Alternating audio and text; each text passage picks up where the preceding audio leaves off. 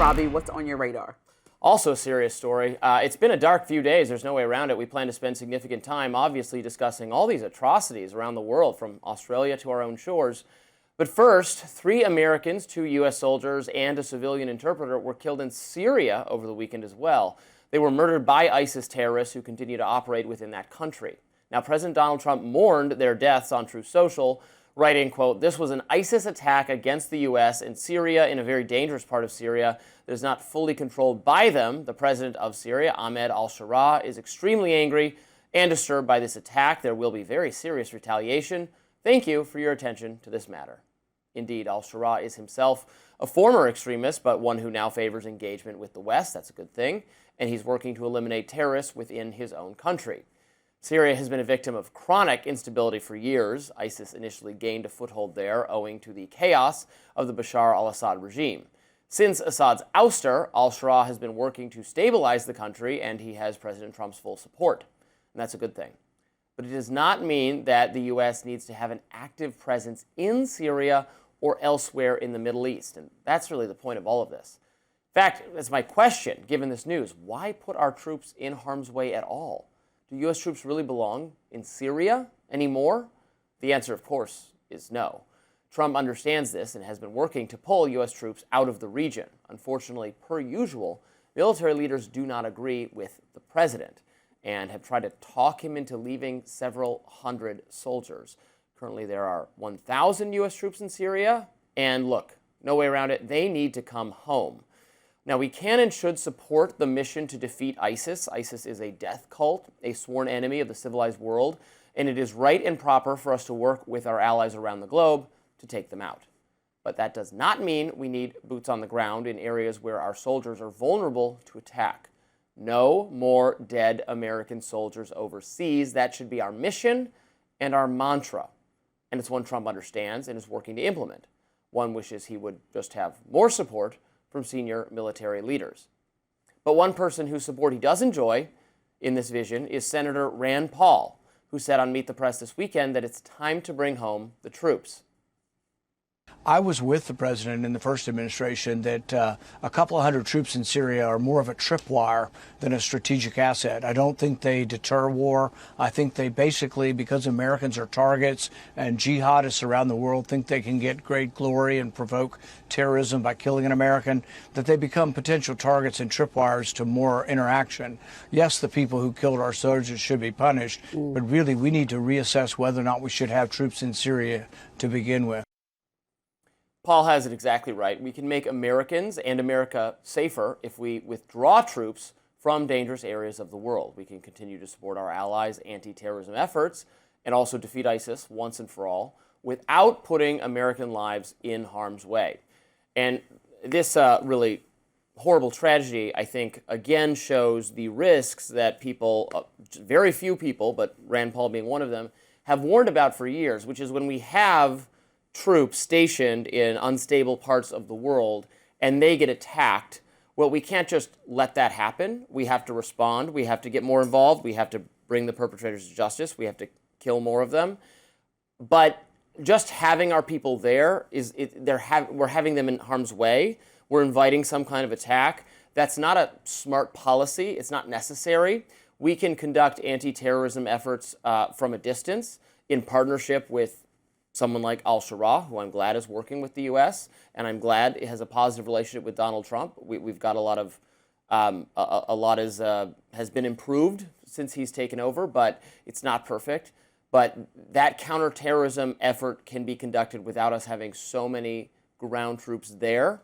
The American people don't want them there. People are always shocked to learn, wait, what do you mean we have ground troops in Syria? We still have ground troops in, XYZ country in the Middle East. I thought we voted to bring everybody home. That's always a rude awakening. It's sad, and it's unfortunately needless. And you pointed out in your radar that Syria is in this politically fragile position as it changes leadership and goes through the changes. But sometimes I also, and I agree with you, because I feel that when we have troops in certain areas of the world, it's more symbolic than it does for safety or serve purpose.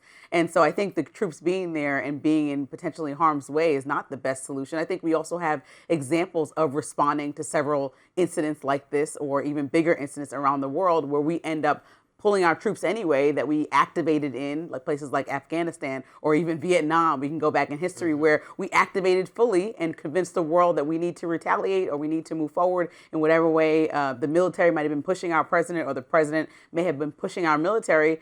But then we leave and we often find that a lot of these regimes go back to new formations like how ISIS formed, in the wake of 9/11, it came after that, or if, regimes go back. Afghanistan, I think Taliban took back over after we left there in a terrible way that we left. I mean, ISIS itself formed, in the vacuum Right. that existed after we overthrew so many regimes in the Middle East. They particularly benefited from the death of Muammar Gaddafi, who it was completely due to U.S. intervention that his regime toppled.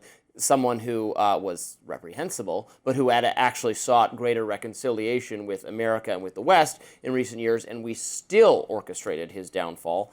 And then look what we got. We got people being, beheaded in the streets in that country by ISIS, by this reprehensible terror group. I think the bigger concern, though, of what I heard from you is that the president, he must listen to the military when really his role is to kind of command the military. Like the buck stops with the president. Yes, thank you. That annoys me quite a bit when our elected Democratic leader has his foreign policy thwarted by the deep state.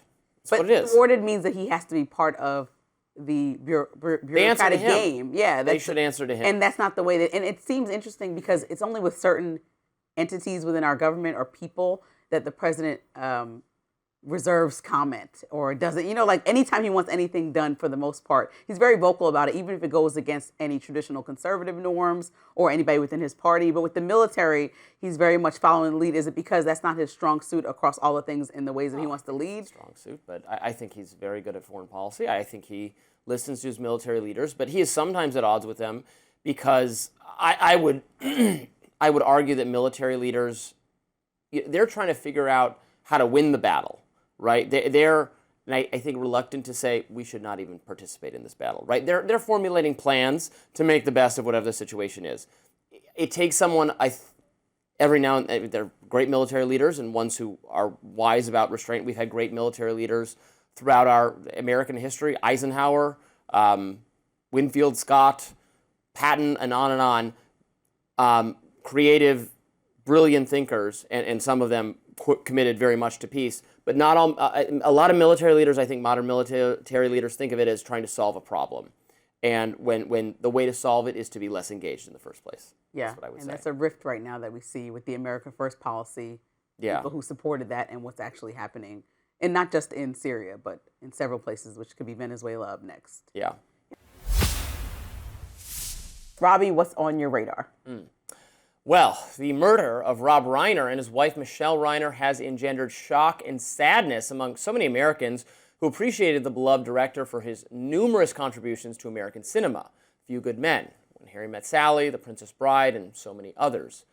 But one American who has not had very nice things to say about Reiner in the event of his untimely demise is President Donald Trump, who weighed in on Truth Social yesterday, writing this: "A very sad thing happened last night in Hollywood. Rob Reiner, a tortured and struggling but once very talented movie director and comedy star, has passed away together with his wife Michelle, reportedly due to the anger he caused others through his massive, unyielding, and incurable affliction with a mind-crippling disease known as Trump derangement syndrome, sometimes referred to as TDS.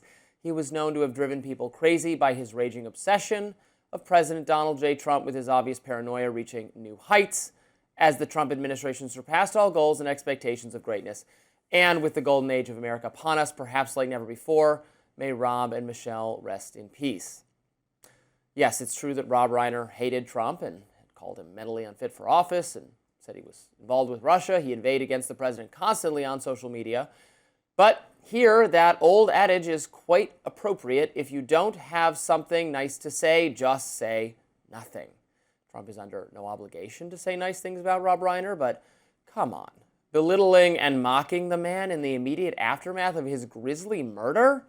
That's really, really repellent behavior. And I'm not the only one who thinks that way. Representative Thomas Massie agrees. The Libertarian Republican congressman criticized Trump on X, writing, regardless of how you felt about Rob Reiner, this is inappropriate and disrespectful discourse about a man who was just brutally murdered. I guess my elected GOP colleagues, the VP and White House staff, will just ignore it because they're afraid. I challenge anyone to defend it. And Representative Marjorie Taylor Greene similarly criticized Trump, writing on X that this is a family tragedy, not about politics or about political enemies. Indeed, it's important to note the details here. Police have taken Rob Reiner's son, Nick Reiner, into custody. Nick Reiner has struggled with homelessness and addiction and is accused of murdering his parents during an argument. This appears to be a family dispute and a lethal one. What Trump said in his Truth Social post just isn't true. Trump said Reiner died due to the anger he caused others through his massive, unyielding, and incurable affliction of Trump derangement syndrome. But Reiner was not killed, as far as we know, for political reasons or because of his anti-Trump views or anything of that nature. Trump is making light of something very serious, murder, and he is falsely suggesting Reiner was murdered for reasons that have to do with Trump. They don't have anything to do with Trump. That's all bad. I should note, of course, one of the many reasons that conservatives wanted Jimmy Kimmel off the air was that he made light of Charlie Kirk's death by incorrectly suggesting that Kirk's killer was right-wing rather than left-wing. So now it was right to call out Kimmel for that transgression, but if you're mad about that and you refuse to criticize Trump, well, you're a hypocrite here because there's just no way around it. By the way, Rob Reiner was one of the liberal celebrities who showed considerable grace and understanding in the wake of Kirk's death. It's beyond belief what happened to him, and that should never happen to anybody. I don't care what your political beliefs are. That's not acceptable. That's not a solution to solving problems. And I felt like what his wife said at the service, at the memorial they had, was exactly right. And totally, I believe, I'm Jewish, but I believe in the teachings of Jesus, and I believe in doing to others. Very admirable sentiments, and I thank Rob Reiner for sharing them. We should all show compassion to others, even when we disagree with them. It's very important. And so I join the many people on the right who were really not happy whatsoever with Donald Trump's comments here. They were inappropriate, and I don't know what possessed him to say that. And again, he's introducing. He said it was that the death had to do with TDS. It was not politically motivated. It was a family member who was the perpetrator, allegedly. Also, I don't even know what Trump was saying, that if it was politically motivated, then it would be done by some pro-Trump person, because Rob Reiner's a very anti-Trump person. So what he said was wrong and made no sense, and they were so mad at Jimmy Kimmel for doing that. So not a good moment for the president. I think just like watching that Rob Reiner clip and how he spoke on Piers Morgan's show just shows you that there has to be a baseline of some moral compass that we hope people would have, especially when you're the president of the United States. Yeah. And so when you send out messages like this on your social platform, it's not only disgusting, it's embarrassing for our country. And I appreciate that a lot of conservatives came out and said, what are you doing? And that you made this your radar today, because right is right and wrong is wrong. And there should be a clear line about what is just wildly inappropriate and what's not. Just because somebody politically campaigned against you, as we talk about all the time, people can have difference of political perspective. Rob Reiner has fought for many things, including same-sex marriage and health care rights, women's rights, many things that President Trump may or may not disagree with because they align with Democrats. That certainly doesn't mean that he needs to take the time on the day of the day after his death to say some obnoxious messaging like that. And I think that it's just unfortunate because most people were just like, man, this is, even if you don't like the person, the art that they created that has affected both Trump's generation, our generation, and kids' generation in the future that will continue to watch these classic movies, be part of it. It's like, just say nothing. The art was nice. Right. That's all. It's really not a hard, it's not a hard thing. And Chuck Schumer said something, he tweeted out that the president knows no shame. And I think that we have to acknowledge that this is not the first time that the president has said a wildly offensive statement. So even people like Sage Steele, who like the president a lot, she's on ESPN, I believe, and she's defended him a lot. It's like, this is the exact example why when there are things that she feels that he does well as far as policy, this takes them all the way back to arguing that he's not a good leader in any way, because you have to have a little bit of decorum, which is the same thing I'm always saying. It's not because I'm clutching my pearls. It's just because it's the decent thing to do as the president of the United States. Yeah, and I'm not, clutching my pearls either. Is this changes dramatically the landscape of politics? No. Trump is well known for coarse remarks. If that rendered him unelectable, he wouldn't have won twice. People understand that. 30% of his supporters will basically excuse anything he does. And people are going to be voting on the economy, not on the mean things he says. That's known to Trump. That's all true. But I do think I'm getting the sense that there's a little bit of Trump fatigue right now out there with the voters. And the approval numbers are down. The happiness with the Republican Party is down. This is kind of a symptom, I think, that just they want Trump to focus on, Trump can't get ahead by just doing the same, bash liberals, bash Democrats.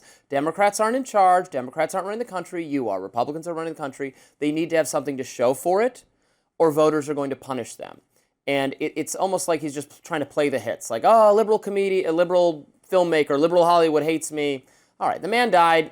He's liberal. His policies, we don't like them, but he made movies that a lot of people, beloved films. Right. Beloved films of people of a certain age.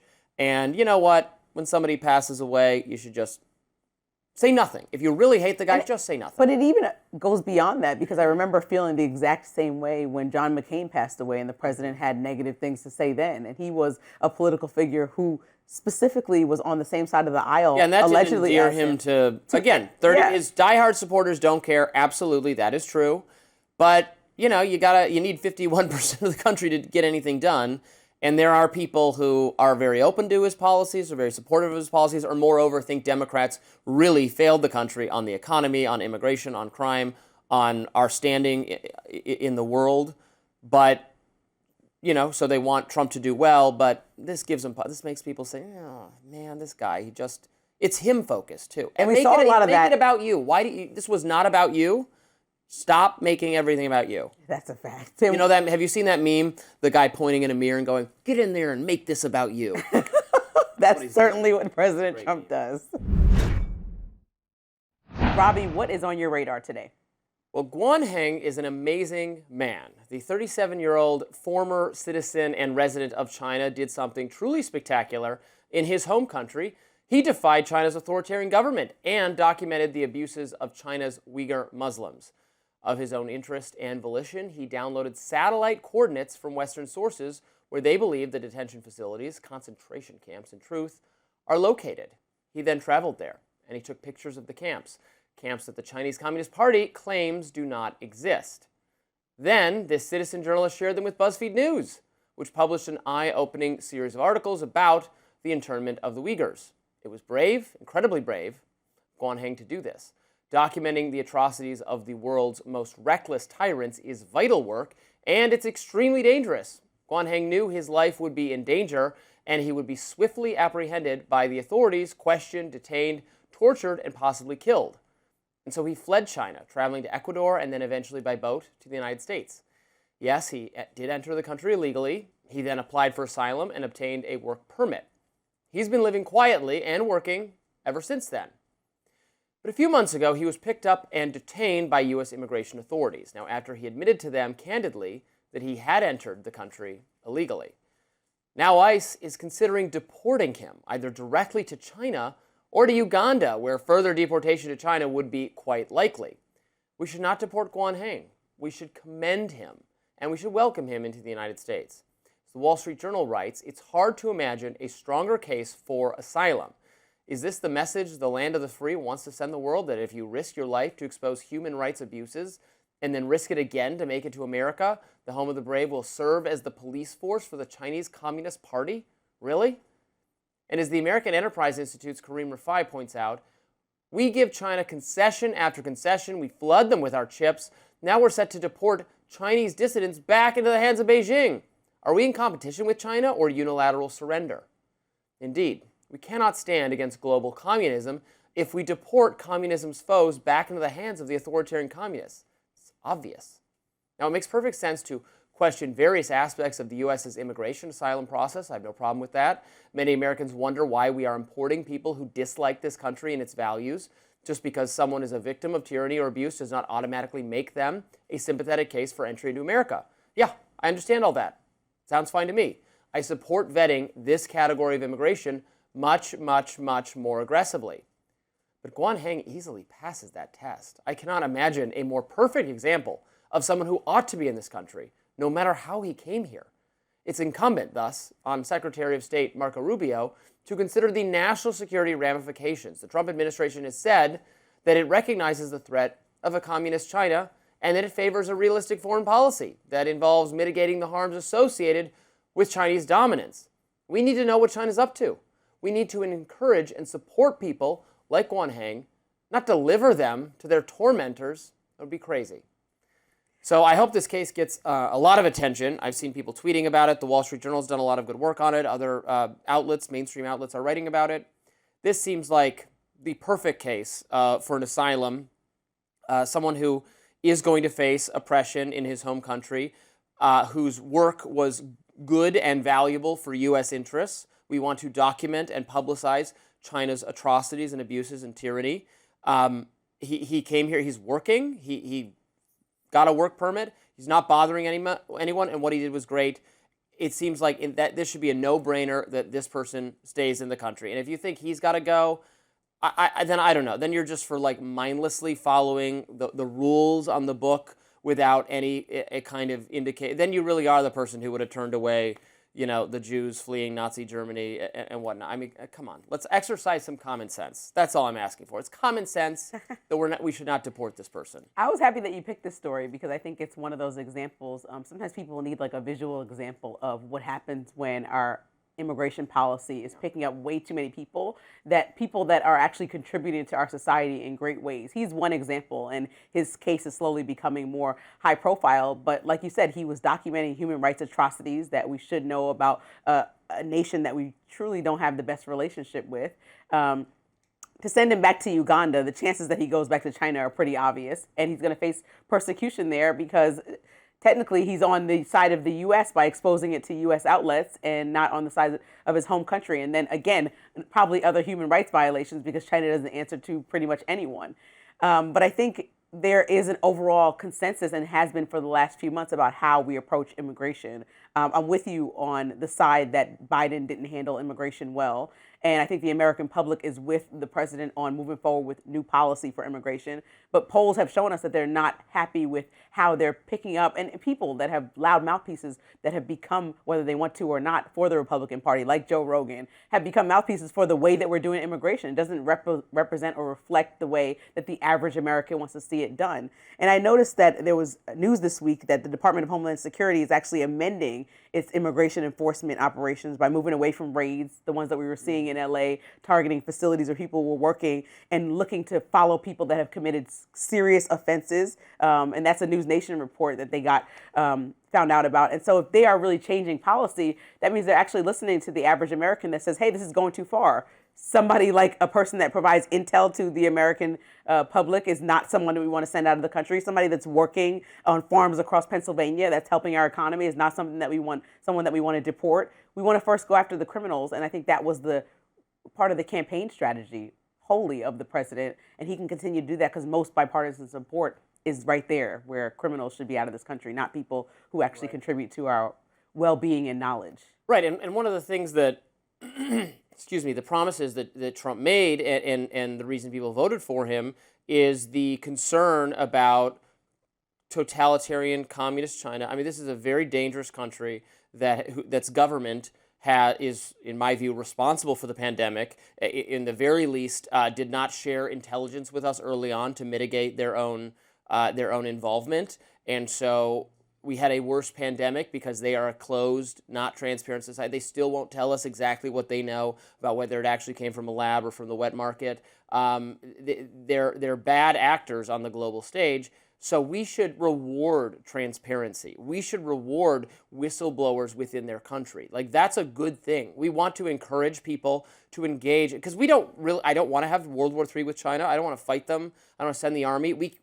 I don't want to, we sense, but maybe we have spies. I have no idea if we have spies, but that's dangerous work. But if their own citizens are going to stand up to their abuses and document the bad things they're doing, and then share them with BuzzFeed got the photos in this case, and they were in videos, and they were very useful for that journalistic project. They're going to do that, and then they come here. Okay, we gotta say, yeah, that's a great asylum case. Please stay. I think in this case he took a boat from Ecuador to get here. He bought a boat, didn't know how to. He got himself here. That's pretty extraordinary. Yeah.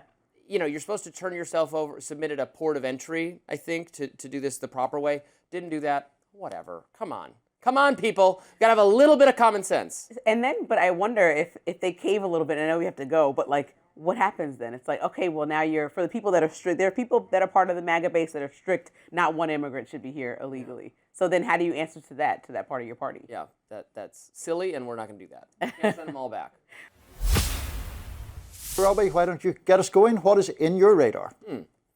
Well, Senator Bernie Sanders, the independent Democrat from Vermont and crusading leftist leader, is proposing a moratorium on new data centers because he says that artificial intelligence is coming along too quickly and that we need time for democracy to catch up. Now, look, I'm all for democracy, and I'm not going to force data centers on communities that really don't want them or can't afford them. But the federal government ordering a halt on all new data centers, I think that's insane. It isn't democratic at all. Actually, it's autocratic. It would cripple innovation in the U.S., and it would leave us vulnerable to our competition, by which I mean China. Now, in fairness, here was Sanders making his case that we shouldn't trust billionaires as the sole decision makers when it comes to AI. Needless to say, there is a whole lot about AI and robotics that needs to be discussed, needs to be analyzed. But one thing is for sure, this process is moving very, very quickly, and we need to slow it down. We need all of our people involved in determining the future of AI, and not just a handful of multi-billionaires. Okay, fine. That point is well taken. There's certainly a role for regulators to play as we consider new AI policies. I have no problem with that. But Sanders continues.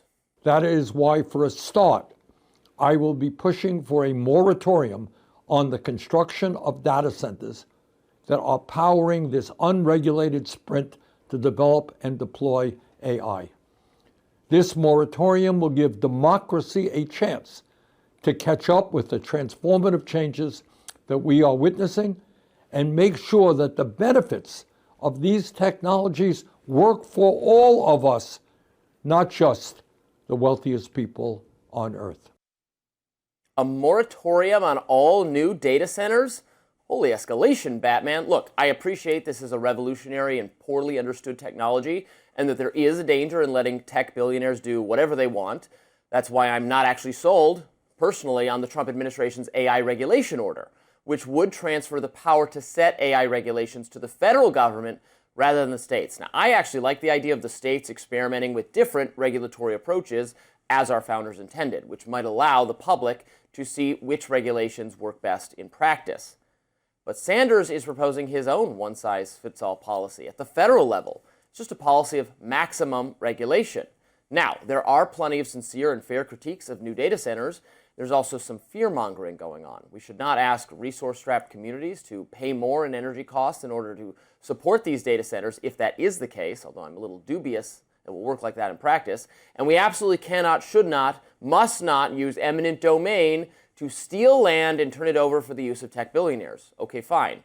A common-sense libertarian property rights framework here would be best. The land should be purchased, not seized, and the community should be compensated, perhaps by the tech companies who stand to profit. I'm absolutely not for plunder, and I understand why many Americans are worried that their interests are going to be swept aside in the race to empower big tech.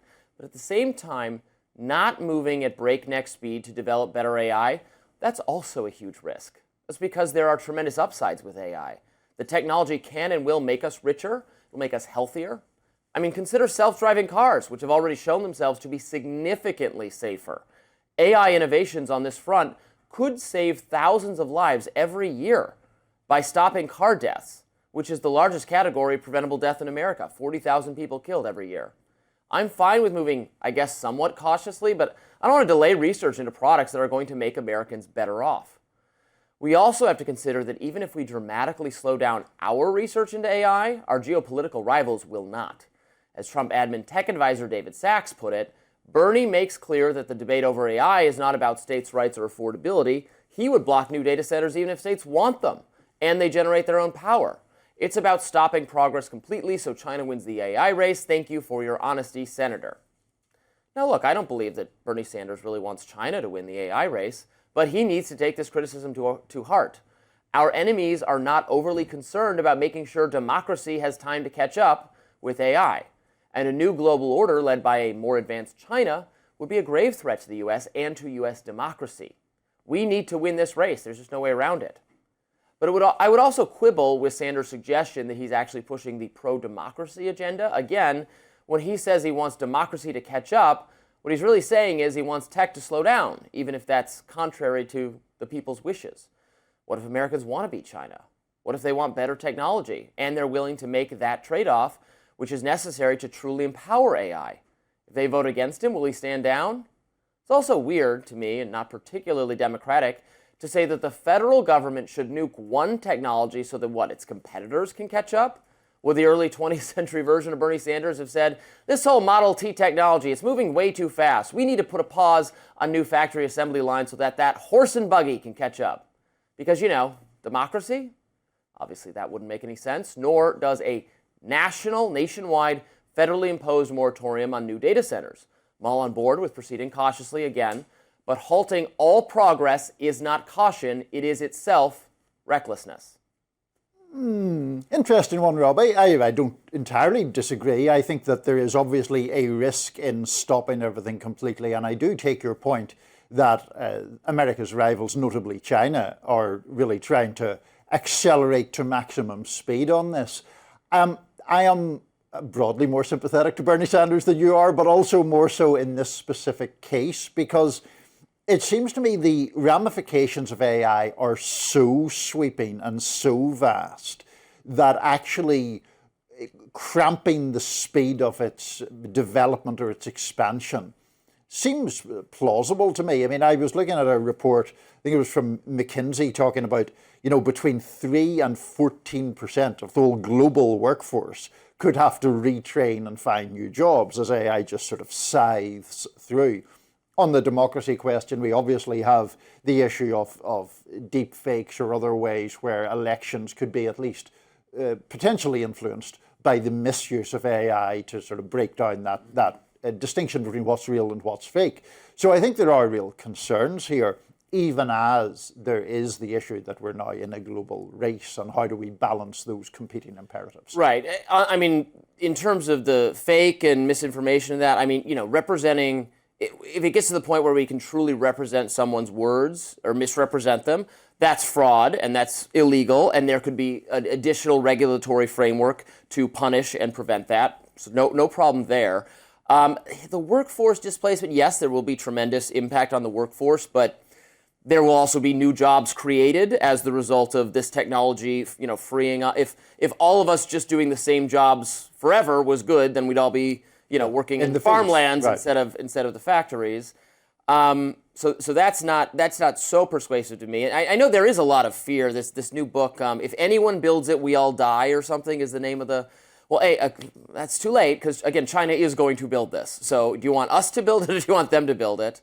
And then the concerns I'm seeing that I really did want to address with this one was the data centers everywhere. And there's this idea that they're increasing energy costs, water costs in the areas where they come to be, although I was seeing some data showing that they're actually lowering energy costs for a complicated reason we probably don't have time to get into.